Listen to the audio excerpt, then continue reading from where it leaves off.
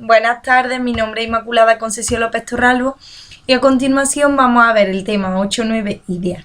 El tema 8 se basa en la asertividad. En primer lugar encontramos las habilidades sociales, que se pueden definir como un conjunto de aptitudes o capacidades que nos permiten relacionarnos con otras personas de una forma eficiente y positiva. Además, son una herramienta de comunicación que permiten un intercambio eficaz y saludable. En cuanto a las primeras habilidades sociales, encontramos el escuchar, el iniciar una conversación, el mantener una conversación, el formular una pregunta, dar las gracias, presentarse, presentar también a otras personas, hacer un cumplido. Y dentro de las habilidades sociales avanzadas encontramos ya pues el pedir ayuda, el participar, dar instrucciones, seguir instrucciones, el disculparse y el convencer a los demás. Además de esto encontramos las habilidades relacionadas con los sentimientos, es decir, pues conocer los propios sentimientos, poder expresar los sentimientos, comprender también los sentimientos de los demás, enfrentarse con el enfado del otro, expresar afecto, resolver el miedo, autocompensarse. Y por otro lado tenemos la habilidad alternativa al conflicto, es decir, el pedir permiso, compartir algo, ayudar a los demás, negociar, emplear el autocontrol, defender los propios derechos, responder a las bromas, evitar los problemas con los demás y por supuesto no entrar en pelea. Dentro de las habilidades para hacer frente al estrés, pues hay que formular una queja, responder a una queja, deportividad después del juego, resolver la vergüenza, defender a un amigo, responder a la persuasión, responder al fracaso, enfrentarse a mensajes contradictorios, responder a una acusación, hacer frente a las presiones de un grupo y prepararse ante una conversación difícil.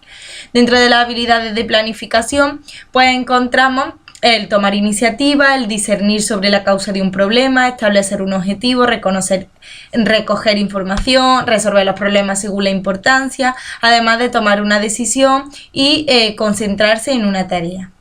Estas habilidades que permitirán al individuo relacionarse con su ambiente en cualquier contexto o situación. No son innatas, son fruto de la interacción de la persona pues, con otros diferentes ambientes y deben tratarse desde la familia y la escuela. Pues bien, ¿qué es ser asertivo? Pues la habilidad de comunicarse de forma en la que podamos establecer como fundamento de nuestras acciones la autoafirmación y la defensa de nuestros derechos, expresando pues nuestras opiniones, intereses, necesidades o sentimientos, al tiempo que respetamos también los derechos de los demás.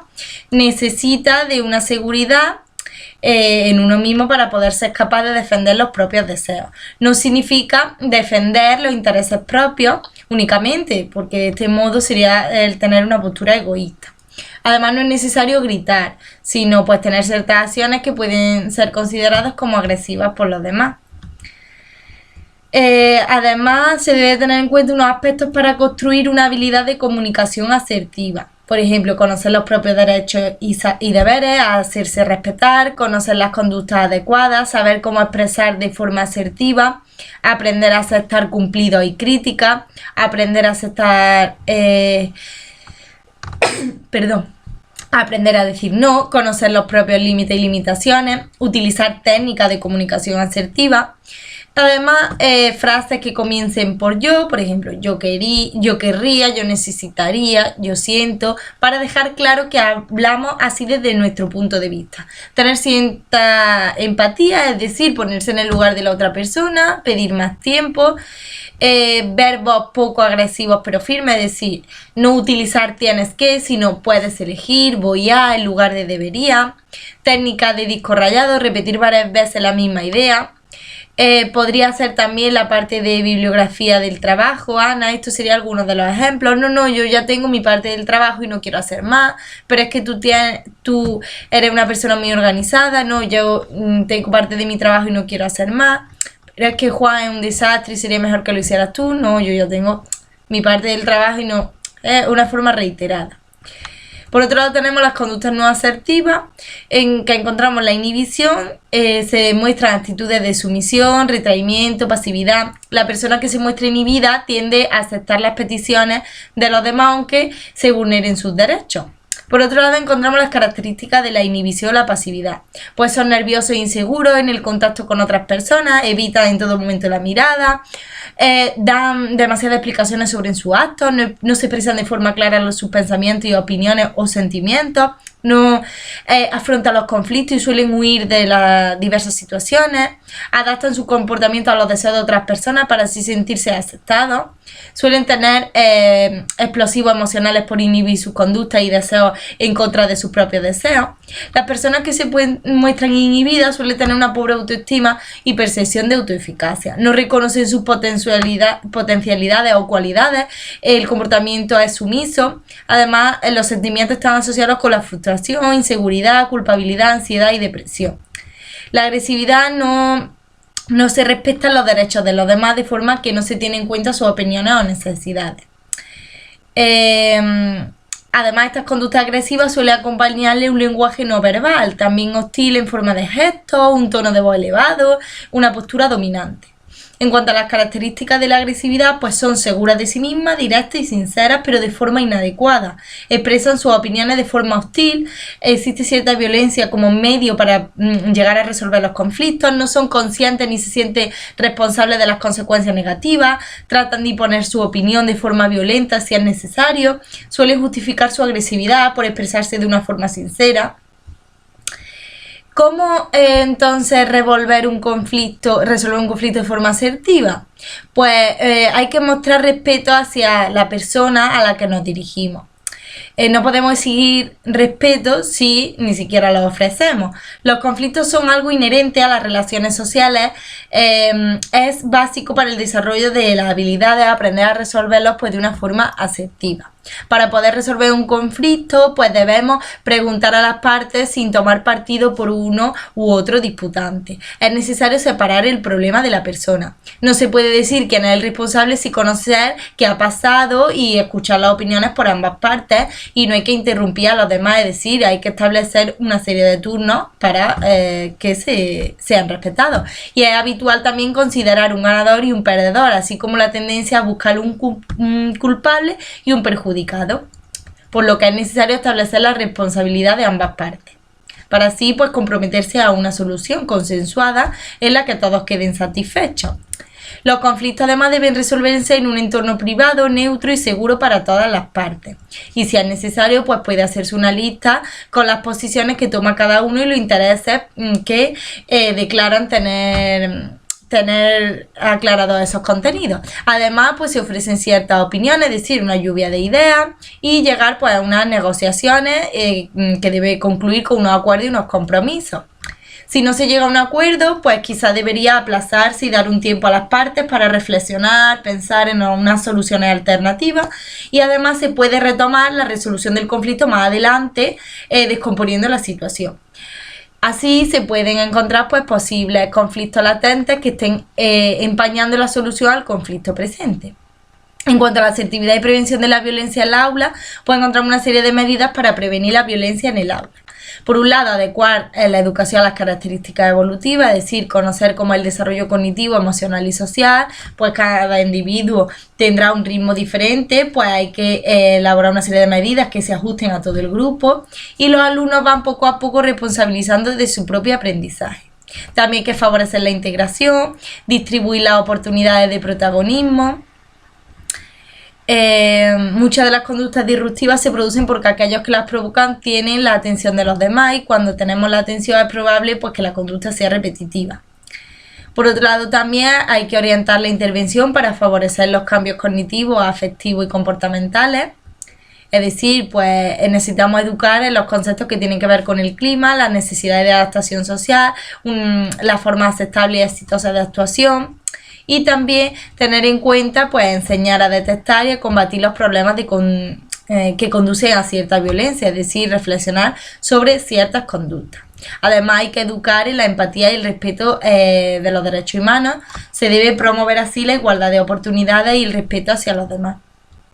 También se debe desarrollar la democracia escolar, donde existe una importancia de la participación y de la asunción de los derechos democráticos que pueden cultivarse desde la escuela.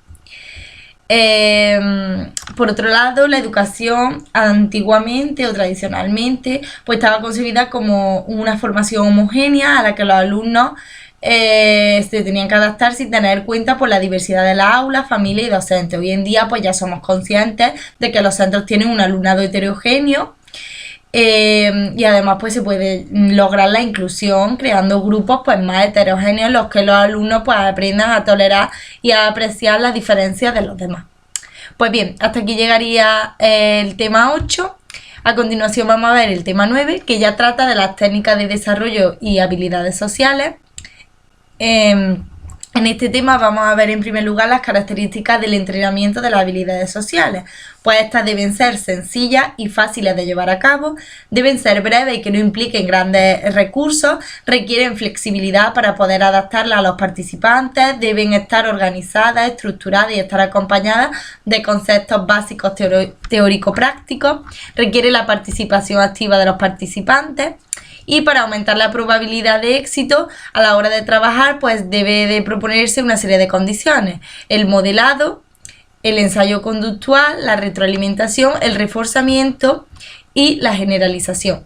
En cuanto a las habilidades sociales, pues una de las primeras tareas que debemos realizar al iniciar actividades o talleres sobre habilidades sociales es mostrar a los alumnos qué son las habilidades sociales. Podemos comenzar, por ejemplo, en forma del role-playing, con una lectura, con un vídeo, dependiendo ya de los recursos o estilos del docente. El autoconcepto pues está directamente relacionado con la identidad. Es importante trabajarlo para poder formar una autoestima positiva en la que se reconozcan las partes más o menos destacadas de nosotros mismos. Además, se debe trabajar en consonancia con el fomento de los valores y el reconocimiento de los derechos propios y ajenos. El reconocimiento de las emociones, pues para poder llegar a reconocer una emoción, debo de saber ponerle nombre. Esta premisa puede resultarnos evidente, pero no es evidente para muchos alumnos. Podemos trabajar las emociones según la expresión facial o corporal de otras personas mediante fotos, vídeos, role-playing. Se pueden trabajar la reacción emocional que se espera de otras personas ante pues diversas situaciones, por ejemplo la reacción del médico cuando te está dando una mala noticia o la reacción de tu amigo cuando le cuentas que ha suspendido un examen. La técnica del disco rayado se puede utilizar para rechazar una petición o para realizarla y consiste en repetir nuestra opinión una y otra vez. ¿Cómo aplicarla? Pues insistir en la cuestión principal sin desviarse de ella, seguir diciendo lo que uno quiere sin dejar que el otro nos lleve a su terreno, seguir insistiendo en una petición de forma serena, no prestar atención a otros temas ajenos al que le interesa, no enfadarse, no levantar la voz. Con los adolescentes pues podemos aplicar la técnica ante las presiones del grupo, no solo relacionándolo con factores académicos, sino pues realizar los deberes, escribir parte de un trabajo, asumir una responsabilidad. También ante coacciones o imposiciones para consumir ciertas sustancias, realizar actividades que uno no quiere. La técnica del sándwich para realizar una crítica, por ejemplo, si deseo manejar una situación difícil en la que no me encuentro cómodo, quizás necesite plantear lo que no me gusta. Para aprender a hacerlo se puede practicar esta técnica en la que poder expresar necesidades o deseos tratando de no herir a la otra persona y sin llegar a un conflicto. Es decir, expresar algo positivo inmediatamente antes y después de emitir un mensaje. Se utiliza pues para dulcificar un aspecto negativo que queremos comunicar. Por ejemplo, si un amigo te invita a cenar y no desea ir, puedes responder: gracias por invitarme, no me viene bien pero podemos quedar otro día. Para conseguir nuestros propósitos debemos evitar mostrar enfado, levantar la voz, perder los papeles, hablar de más y dar demasiadas explicaciones, salirse del tema, dejarse convencer por no encontrar argumentos, sentirnos culpables. Por otro lado tenemos la técnica ante-boicot, que no quiere, o sea, es la técnica que se utiliza para comunicarnos con alguien que no quiere hablar con nosotros, no quiere resolver un conflicto. Por tanto, es necesario empatizar, desarmar a la persona con la que estamos teniendo un problema, reflexionar en su huida de la situación para poderla resolver de forma asertiva.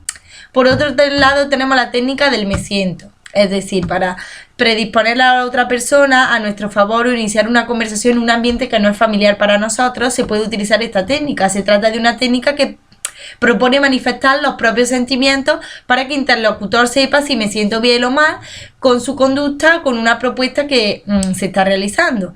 Resulta adecuado para pedir un cambio de conducta. Se expone el problema que te causa ese comportamiento. Para conseguir el cambio de conducta se puede ofrecer alternativa a la conducta y una actitud favorable en nosotros, y en el caso de que no se llegue a un acuerdo, pues podemos insistir en nuestro argumento recordando que las consecuencias positivas de la oferta y las consecuencias negativas de mantener la conducta.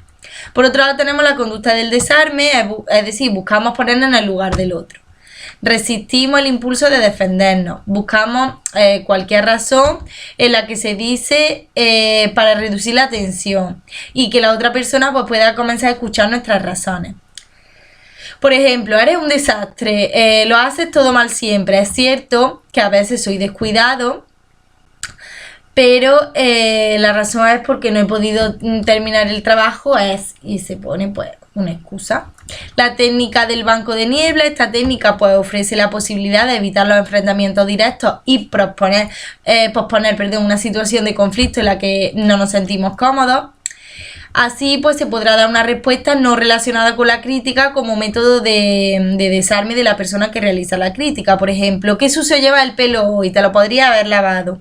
Es cierto, me lo podría haber lavado y lo tendría mucho más limpio, pero tengo prisa, mi madre vuelve a las 3 del trabajo.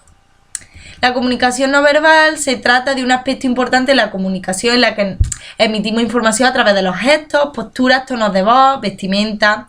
Dará mucha información a nuestro interlocutor y puede llegar a contradecir los mensajes orales que transmitimos. Es un elemento de la comunicación que se debe de trabajar, ya que puede derivar en una respuesta no deseada a la persona que le transmitimos el mensaje. La técnica de los 3 días para la resolución de conflictos recibe el nombre de tiempo fuera y se utiliza en la solución de conflictos y en las técnicas de modificación de conducta para poder aplazar el enfrentamiento o afrontar una situación de forma más pacífica. Además, cuando las emociones pues, son demasiado intensas, es probable que no veamos con claridad lo que sucede. Cuando aplazamos la solución a un conflicto, estamos reduciendo la carga emocional y estamos dándonos tiempo para pensar una posible solución y alternativa a la misma. Podremos ponernos mejor en un papel que en otro y entender las circunstancias que nos han llevado a esta situación. Por otro lado, tenemos las autorrevelaciones, que se aplica cuando me encuentro en una situación en la que no tengo claro cómo reaccionar. En esta técnica pues se habla de uno mismo para poder ofrecer una alternativa de comunicación. Hay que tener claro cómo iniciar estas autorrevelaciones y ensayar qué tipo de información es adecuado ofrecer. Pues bien, tenemos por otro lado la técnica de la asertividad positiva, la técnica de la aserción negativa, la técnica de la pregunta asertiva que se hace después de una crítica, pensarla desde el punto de vista positivo y preguntar al otro cómo podríamos mejorarla. La técnica de la asertividad confrontativa, es decir, describir lo que uno dijo que haría, lo que realmente hizo y lo que desearíamos que sucediera. Enunciado en primera persona, describir la conducta no deseada del otro y expresarle el sentimiento negativo que lo provoca. También tenemos la interrogación negativa, que es preguntar por más detalles sobre la crítica que se nos está realizando. Hay que aprender cómo poner límites de una forma saludable, además de formarse en cómo planificar los mensajes para poder responder ante las diferentes demandas y encaminar a los alumnos hacia el respeto de los demás y de uno mismo. Pues bien, aquí acabaría el tema 9 y vamos a ver a continuación el tema 10, que se titula Propuesta de actividades para trabajar las habilidades sociales. Pues bien, las habilidades sociales en niños, a partir de los 3-4 años, la interacción entre los niños se vuelven más complejas, puesto que buscan jugar con otros e interaccionar directamente con ellos. Pasan de un juego paralelo a uno más cooperativo.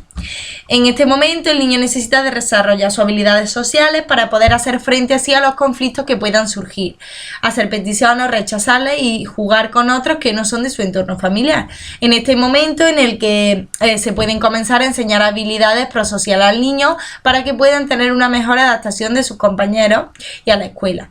Cuando entra en la escuela se le pide a los niños pues, que se adapten a sus tareas, a unos horarios, centren su atención en una tarea determinada, aprendan a llevarse bien con con toda una clase de compañeros y también con el resto de niños en el patio, que respeten los turnos, trabajen en grupo. Esto supondrá pues un gran cambio para la mayoría y necesitarán aprender a manejar un gran número de aptitudes para conseguir adaptarse a estos cambios. Muchos estarán experimentando por primera vez en un ambiente estructurado la escuela, otros presentan experiencias de otros centros infantiles de primer ciclo. Los niños que presentan déficit o habilidades sociales pues se relacionan con dos formas, con la timidez o con agresividad. Si se interviene de una forma temprana pues podremos ir variando el curso de estas respuestas aprendidas. No solo estos niños se beneficiarán del programa de aprendizaje, también encontraremos niños que presenten conducta prosocial, pero en ciertas ocasiones pues tienen dificultades para relacionarse. Los profesores pues deben ofrecer ciertas alternativas y oportunidades para poder practicarlas.